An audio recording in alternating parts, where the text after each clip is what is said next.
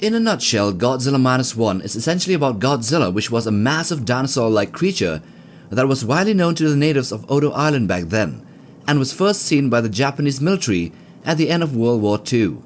In 1946, a US nuclear test at Bikini Atoll caused this Godzilla creature to mutate and grow larger and stronger. Then over the next year, he terrorizes the Pacific, sinking ships and eventually reaching Japan and devastating Tokyo's Ginza district. Desperate, the citizens of Japan launched Operation Wada Tsumi, which would use Freon gas and balloons to try and destroy him with the pressure of the sea. When the plan faltered, Shikishima heroically crashed an explosive-filled plane into Godzilla's mouth. The explosion decapitated the monster, which was already frying itself up with a nuclear breath. But however, before the movie closed, a piece of Godzilla was seen to regenerate in secret.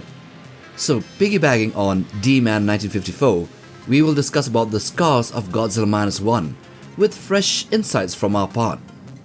Before becoming the titanic kaiju with nuclear powers, Godzilla was part of Odo Island's folklore. The locals believed that he was a dangerous sea creature that caused chaos, with his presence often signaled by dead deep-sea fish floating to the surface, which is also seen as sort of a blessing by the Odo Island natives. Turns out those fish were fleeing in panic when Godzilla stirred, dying from the sudden pressure as they rushed upwards. Even back then, Godzilla was no pushover. He attacked a Japanese airbase, smashing a watchtower and killing soldiers with his brute strength, using his jaws, tail and massive feet as well. At 15 meters or 50 feet tall and over 30 meters or 100 feet long, he was already a force of nature, but that's before the radiation supercharged him and turned him into a 50-meter kaiju. While this version of Godzilla is treated as a one-of-a-kind monster, the overall story hints that he might have actually been a part of a larger ancient species. His ability to regenerate implies that he had been around for hundreds or even thousands of years, implied by Takashi Yamazaki, the director. Other specimens might have gone extinct or are still hiding in the deep ocean, feeding on fish and staying out of sight. This Godzilla just happened to be in the wrong place at the wrong time, caught in a nuclear test that mutated him into the monster we recognize later in the movie. So it's fair to say that Godzilla could represent an entire species, even if we've only seen one so far. And the main clue to this is the appearance of scars on the neck and body of this pre-mutated Godzilla. Even before mutating, Godzilla had seen some serious action. The left side of his body was covered in scars, with 3 large, fresh-looking slashes across his neck that were still healing. These weren't random wounds. Something big and dangerous probably gave him those marks.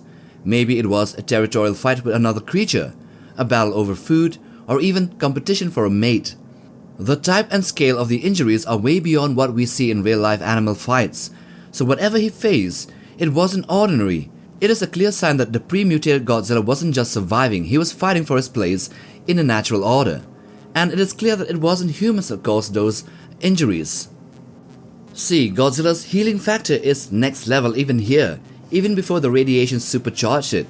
Thus, that means that the scars on his neck were clearly still fresh, meaning the injuries had been inflicted just a few days prior at most, and his regeneration was actively patching him up but wasn't yet fast enough. Then, after mutating, his healing abilities go into overdrive. All the wounds that the pre-mutated Godzilla had disappeared, and these healing abilities push him over the edge to a point where just a single piece of his body could regenerate the entire thing. But even in his pre-mutated state, Godzilla's healing factor made him a tough opponent, capable of bouncing back from wounds that would kill most other creatures. Those scars honestly look like battle trophies, showing that he is a survivor, intimidating other creatures even before becoming the king of the monsters. It's really hard to pinpoint what could have caused Godzilla's scars, but some options can definitely be ruled out. For instance, sperm whales, while massive and equipped with large teeth, rarely use them to attack other creatures. They even swallow a giant squid's whole. So sperm whales, while massive and equipped with large teeth, rarely use them. They have conical teeth that would have left puncture marks instead of the slices seen on Godzilla's neck. So next, the colossal and the giant squids might be capable of injuring him while he was pre-mutated, but their attacks would have left the telltale signs of sucker marks of the mollusk suction cup appendages, which aren't present there. Lastly, sharks don't fit the bill either, as their bite patterns would be similar to the sperm whale but with more jagged and serrated teeth. So whatever left those scars must have been something entirely different, likely with massive sharp claws that stretch a few meters from each other. So for the other previous animals, their teeth were not really designed for those kind of scars. We can also rule out the baleen whales, which are the largest creatures in the planet, and even though they are the largest ones, they are still like gentle giants and they have frill-like teeth and not really ones that can injure anything. So even though there is no direct mention of another Godzilla or another large creature, the idea of a second one is an intriguing theory. The scars on the pre-mutated Godzilla suggest he may have fought something similar in size and power, potentially hinting at another member of his species. Since Godzilla shows signs of being part of an ancient lineage, it is possible that others like him existed or still exist, lying dormant in the depths of the ocean. Theories speculate that these scars could point to territorial battles or conflicts over resources with another Godzilla-like creature, Godzilla-like. While the current story doesn't confirm another Godzilla, the possibility is left open, especially since his regenerative abilities suggest his kind could survive extreme conditions for centuries. It's equally possible that his species went extinct, leaving him as the last survivor who's been fighting other ancient predators. Either way, the scars hint at a much bigger story under the surface. So what if Godzilla wasn't the only massive creature lurking in the depths, and his scars came from a clash with something even bigger or something that rivaled his size? Imagine a world where pre-mutated kaiju like Rodan or Anguirus existed in their ancient raw forms. Rodan, as a giant winged predator, a pterodactyl, could have used razor-sharp talons to slash at Godzilla during a territorial fight in the skies or somewhere near rocky cliffs, causing those long linear scars on his neck. But sighting of a large flying creature like Rodan would have made the news. Then there's Anguirus, a tough, spiked behemoth with powerful jaws and claws. Picture a pre-mutated Anguirus using his claws to swipe at Godzilla during a battle for food or dominance, especially under the ocean. Anguirus' aggressive bulldog-like nature would make for a fierce rival, one capable of leaving visible marks in a brutal fight. Now, what if the attacker wasn't Rodan or Anguirus but something entirely new? Maybe a colossal deep-sea kaiju, a predator with serrated claws or blade-like fins designed for slicing. This hypothetical creature could be a relic of the same ecosystem as Godzilla, thriving in the darkest ocean depths, where battles over territory or prey are inevitable, but are rarely seen by humans. Perhaps this unknown kaiju was larger, faster, or just desperate enough to take on Godzilla, managing to land a few devastating blows before retreating or being defeated.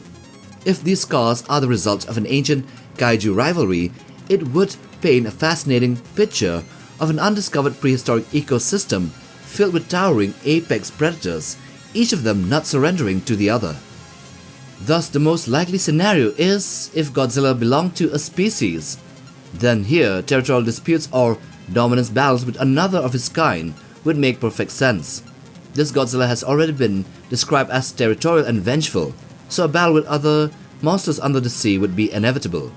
The size, power, and similar biology of another Godzilla would explain the deep linear cuts, possibly from claws or even bites. The regeneration factor common to their species might also mean that the other specimen survived or is still out there. This theory fits well, with the scars being from a creature of the same level as Godzilla. Rodan is a strong candidate, but if we assume these kaiju coexisted, then Rodan would have been seen flying all around the world, but sadly there have been no reports here.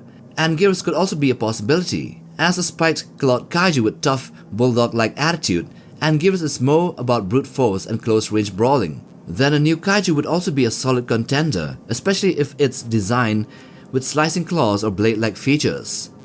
So that's what we have, or what we think about what caused the scars on the pre-mutated Godzilla Minus One. Anyway, support us by liking and subscribing, and we'll see you guys in the next video. Take care, fam.